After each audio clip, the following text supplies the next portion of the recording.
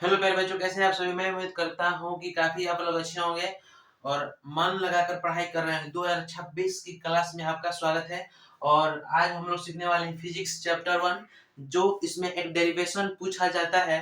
उस क्वेश्चन का नाम है बाबू, अवतल दर्पण में सिद्ध करें F बराबर r/2। इसको एक और तरीके से लिखा जाता है बाबू, r बराबर 2f भी लिखा जाता है। ठीक है, इसको भी यही इसका ही होता है, क्योंकि r से 1 से गुणा किया तो r बराबर 2f आ जाएगा। ठीक है, इसको क्वेश्चन को बनाने के लिए थोड़ा आपको इस चैप्टर के बारे में नॉलेज होना चाहिए। ठीक है, जैसे कि हम बोलते हैं बाबू, इसको हटा दे रहे हैं हम। ठीक है, यहाँ पर हम बता रहे ये है आपका सतह, इसको हम बोल सकते हैं बाबू समतल सतह। ठीक है, जब इस समतल सतह पर एक प्रकाश की किरण को भेजा जाता है, प्रकाश की किरण को भेजा जाता है, तो ये सतह से टकराकर, इस सतह से टकराकर इस दिशा में मुड़ जाता है। ठीक है, जब जो किरण सतह पर आ रही है, इसको बोला जाता है आपतित किरण। क्या बोला जाता है बाबू? आपतित किरण। ठीक है, आपतित किरण बोला जाता है। ठीक है, और जिस बिंदु पर जाकर ये मिल रही है आपतित किरण, इस बिंदु को नाम है बाबू आपतन बिंदु। क्या नाम है? आपतन बिंदु। आपको ध्यान में रखना चाहिए, इस बिंदु का नाम है आपतन बिंदु। और ये जो किरण जिस बिंदु से टकरा कर जा रही है, इसको बोला जाता है परावर्तित किरण। क्या बोला जाता है बाबू? परावर्तित किरण। इसको बोला जाता है परावर्तित किरण। ठीक है, याद रखिएगा, इसको बोला जाता है परावर्तित किरण। और इस दोनों के जो आपतन बिंदु है बाबू, इस पर एक अभिलंब रहता है। ठीक है, क्या होता है? अभिलंब, इसका नाम है अभिलंब। तो ये देखिए, जी आपतित किरण और अभिलंब के बीच बने कोण को आपतन कोण कहते हैं, और इसको हम लोग डिनोट करते हैं बाबू एंगल आई से। एंगल आई कहने का मतलब होता है इंसिडेंट रे। ठीक है, और ये देखिए यहाँ पर होता है एक आप परावर्तन कोण होता है, जिसको बोला जाता है रिफ्लेक्टेड रे। आर से इसको सूचित किया जाता है।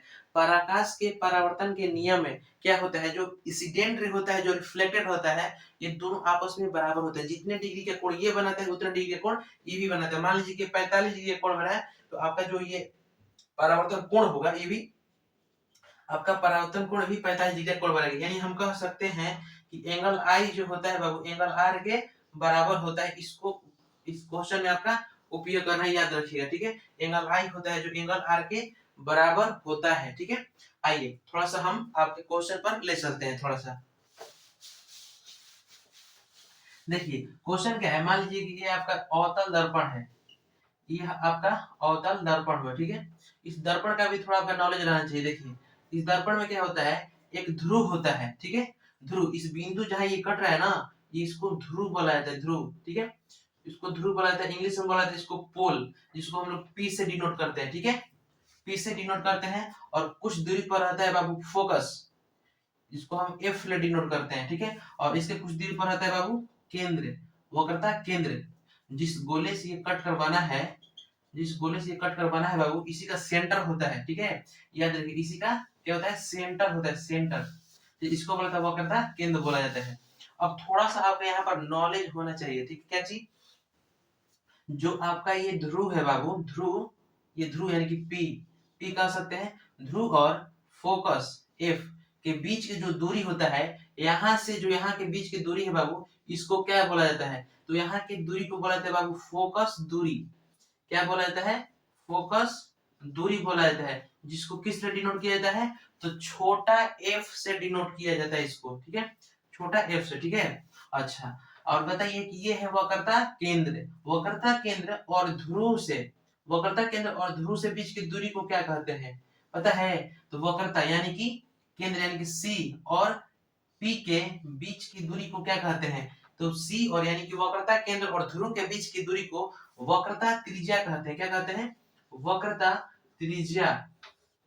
वक्रता त्रिज्या, जिसको हम लोग डिनोट करते हैं बाबू बड़ा आर से।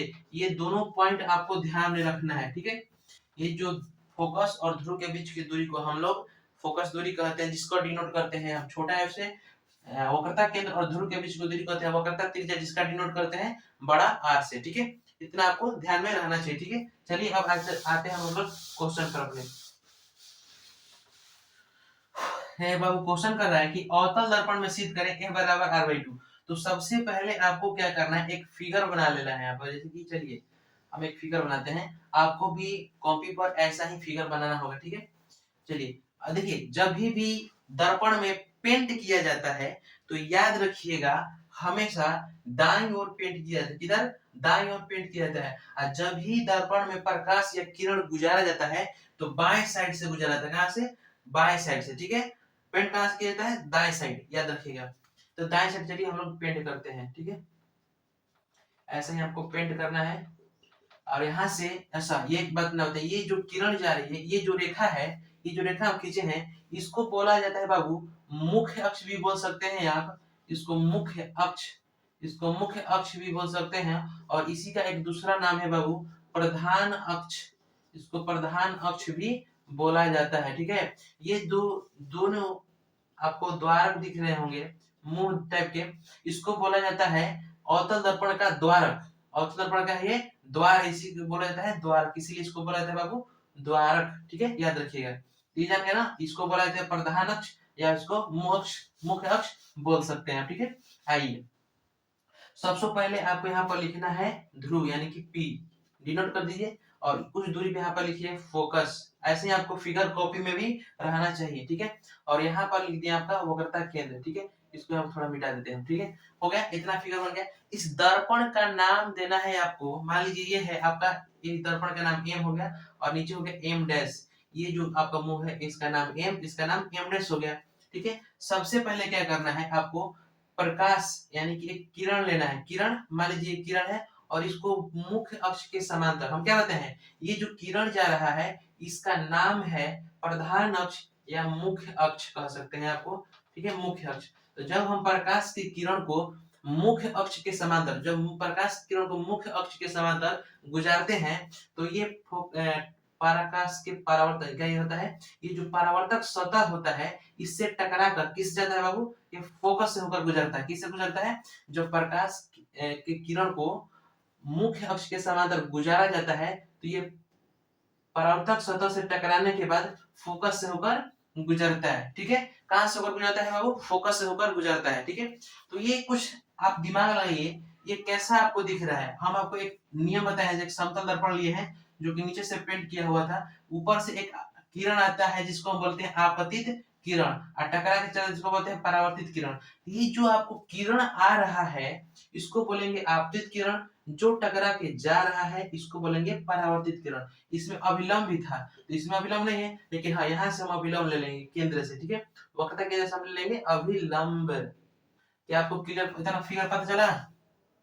इसको ले लेंगे अभिलंब, ठीक है। अच्छा, इसको जो यहाँ से किरण आता है इसको हम बोलते हैं बाबू इंसिडेंट रे, इसको एंगल आई से सूचित करते हैं, ठीक है। और ये जो किरण होता है इसको बोलते हैं रिफ्लेक्टेड रे, एंगल आर बोलते हैं। क्या बोलते हैं बाबू? एंगल आर बोलते हैं। जो किरण आ रहा है उसका हम नाम देते हैं बाबू ए, इसका नाम देते हैं बी।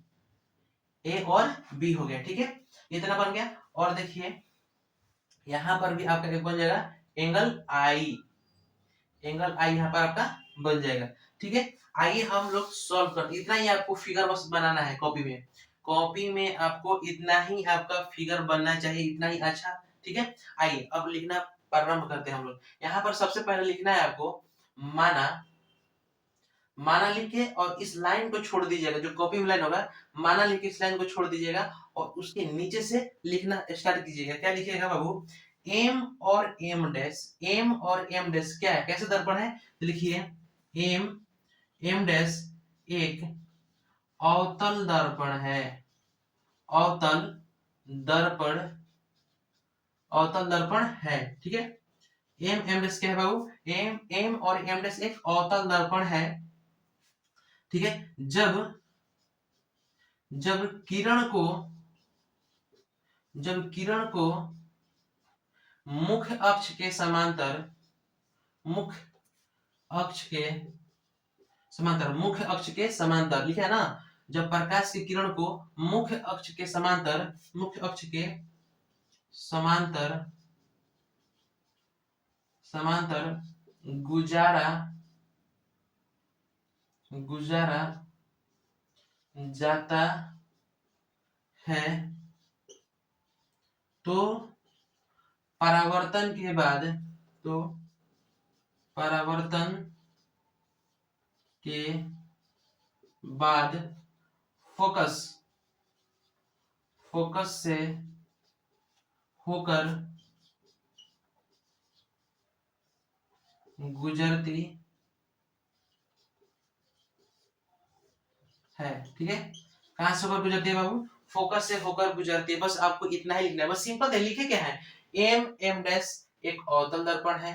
जब प्रकाश की किरण को मुख्य अक्ष के समांतर, यहाँ पर लिख सकते हैं प्रधान अक्ष के समांतर लिख सकते हैं, तो हम लिखे मुख्य अक्ष के समांतर जब प्रकाश की किरण को भेजा जाता है तो ये परावर्तन के बाद फोकस से होकर गुजारा जाता है। यहाँ पर आप ये भी लिख सकते हैं कि अवतल दर्पण का ध्रुव P तथा वक्रता केंद्र C है। मतलब कि आप लिख सकते हैं, आगे नहीं लिखे तो भी अच्छा है, कोई दिक्कत नहीं है। आइए अब आपको सॉल्व करते हैं हम लोग। ठीक है, सबसे पहले क्या करेंगे, यहाँ पर देखिए ये जो किरण आ रहा है बाबू, इसको बोलते हैं इंसिडेंट रे, इसको बोलते हैं रिफ्लेक्टेड रे।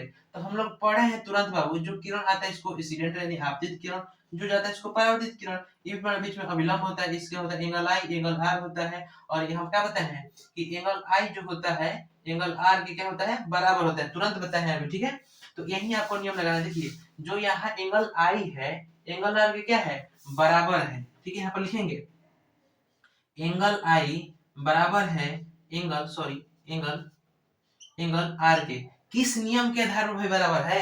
कैसे आप कह सकते हैं कि ये बराबर है? तो हमने पढ़ा है कि ये जो एंगल आई होता है एंगल आर के बराबर कब होता है? तो परावर्तन के नियम से, ये परावर्तन के नियम में हम लोग पढ़े हैं कि एंगल आई जो होता है एंगल आर के बराबर होता है, परावर्तन के नियम से। ठीक है, परावर्तन के नियम से। ठीक है, और यहाँ पर आपको ऐसे पैक कर देना। ठीक है, अब आइए आगे देखते हैं हम लोग। ये आप पढ़े होंगे 9th क्लास में कि जितना ये जो यहाँ के कोण होता है बाबू, ये इस कोण के क्या होता है, बराबर होता है। ठीक है, इस कोण के क्या बराबर होता है, ये जो कोण होता है इस कोण के बराबर होता है। इसको बोला जाता है एकांतर कोण। एकांतर कोण में क्या होता है बाबू, जो इधर का होता है कोण, इधर वाला कोण के क्या होता है, समान होता है। ठीक है, एंगल ये वाला कोण और ये वाला कोण दोनों क्या होता है, आपस में समान होता है। इसको क्या कहते हैं बाबू, इसको बोला जाता है एकांतर कोण। क्या बोला जाता है, एकांतर कोण बोला जाता है, याद रखिएगा इसको एकांतर कोण बोला जाता है। तो थोड़ा सा आइए हम लोग देखते हैं यहाँ पर। ये जो आपका ये देखिए, थोड़ा सा देखिएगा, ये जो किरण जा रहा है चलिए गया, और जो यहाँ से टकरा के इधर आ रहा है इसको देखिए, ये जो अभिलंब है तो अभिलंब डॉट डॉट आया और फिर यहाँ से गया।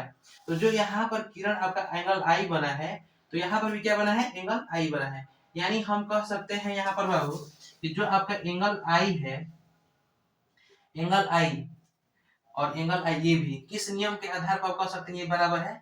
आप किस नियम के आधार पर कह सकते हैं कि ये दोनों बराबर है? तो हम क्या बताएं, ये इसको पढ़ा गया है 9th क्लास में एकांतर कोण के नियम से। एकांतर कोण, एकांतर कोण के रूप में। ठीक है, एकांतर कोण। ठीक है, इसको किससे पढ़ा बाबू, एकांतर कोण से पढ़ा। ठीक है, याद रखिएगा एकांतर कोण। हो गया इतना। आइए अब थोड़ा सा देखते हैं आगे हम लोग। ठीक है, ये क्या है, सॉरी यहाँ पर क्या करना है, ये हो गया एम और एम डैश एक अवतल दर्पण हो गया। और ये जो प्रकाश की किरण आ रही है इसको बोला जाता है आपतित किरण, और जो टकरा के जा रही है बाबू इसको बोला जाता है परावर्तित किरण। ठीक है, और यहाँ से देखिए क्या होता है ना अवतल दर्पण में, कि अवतल दर्पण का जो द्वारक होता है, ये जो द्वारक होता है काफी छोटा होता है।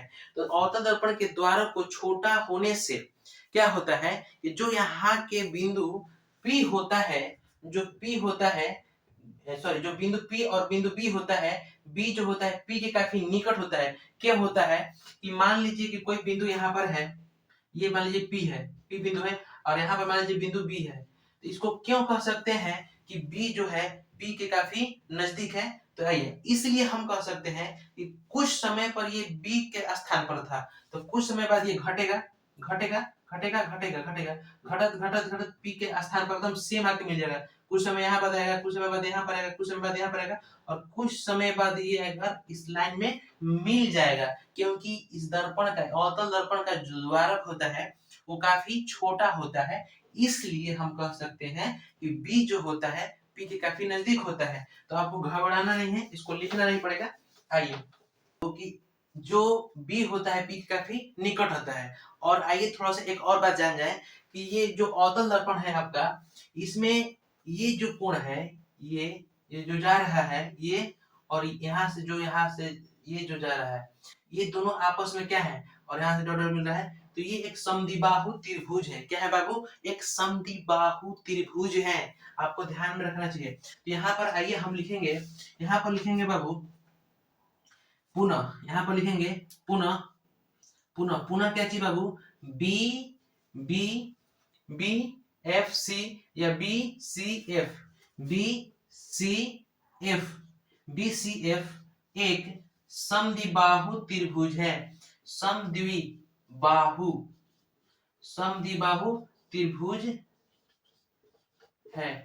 समद्विबाहु त्रिभुज में क्या होता है बाबू? तो समद्विबाहु त्रिभुज में होता है, इसमें दो कोण आपस में बराबर होते हैं। इसमें कोण दो कौन कौन है? तो एक सी है और एक एफ है। जो सी एफ है और बी एफ है, एक समद्विबाहु त्रिभुज है जो आपस में समान आकार के एंगल होते हैं, जो समान आकार के कोण होते हैं। और एक बड़ा, देखिए ऐसा कोण बन रहा है जो एक दूसरे के आपस में क्या है? बराबर है, एक नहीं है। इसी को बोलेंगे समद्विबाहु त्रिभुज। तो आइए पता करते हैं। देखिए जो सी एफ है, जो सी एफ है वो बी एफ के क्या है? बराबर है। तो क्या लिखेंगे? सी एफ बराबर बी एफ। ठीक है, इसको क्या मानेंगे बाबू? तो समीकरण 1 मानेंगे। क्यों? क्योंकि ये जो कोण है एक समद्विबाहु त्रिभुज है, जो सी एफ और बी एफ एक दूसरे क्या है? बराबर है। इसे लिख दें, ये समीकरण 1 हो जाएगा। ठीक है, क्या हो जाएगा? समीकरण 1 हो जाएगा। ठीक है, आइए चलते हैं पुनः। यहां पर लिखिए अब लिख दिए, अब लिख दिए। तो आइए थोड़ा देखते हैं, हम क्या बताएं आपको कि जो B है P के काफी निकट है। तो अब लिखिए B P के काफी निकट है। जो B है P के, जो B है P के काफी निकट है। ठीक है, B जो है बाबू P काफी निकट है। बता दिए आपको, समझा दिए क्यों निकट है। आइए, और यहाँ पर जो B और P के निकट है तो हम लिख सकते हैं, जो यहाँ से आपका BF है, BF ये भी बराबर है किसके बाबू? जो BF है बराबर है PF के। तभी में जाके क्या हो रहा है? इसीलिए तो ये मिल जा रहा है। आपको बताया ना, इसीलिए मिल जा रहा है। ये हो गया आपका, मान लीजिए P, यहाँ पर हो गया F, इधर होगा B। ये अगर बराबर नहीं है, अगर बराबर नहीं होता तो एक मिल भी नहीं करता।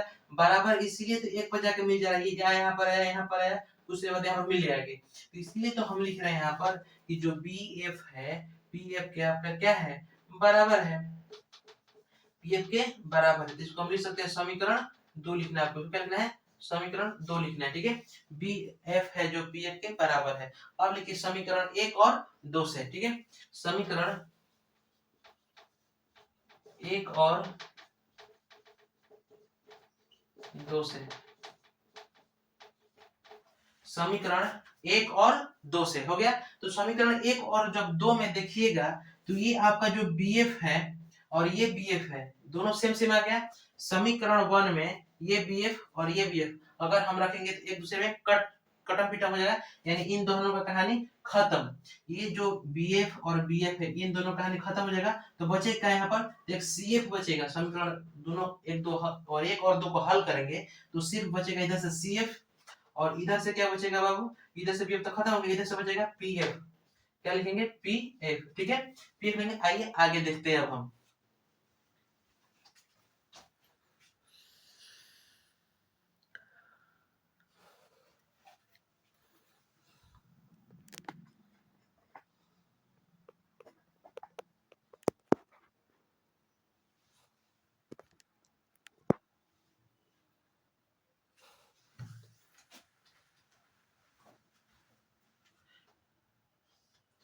चलिए देख लिया हम लोग कि जो CF है PF के बराबर है। अब हमको क्या करना था, और यहाँ से यहाँ के बीच की दूरी को हमको ज्ञात करना था।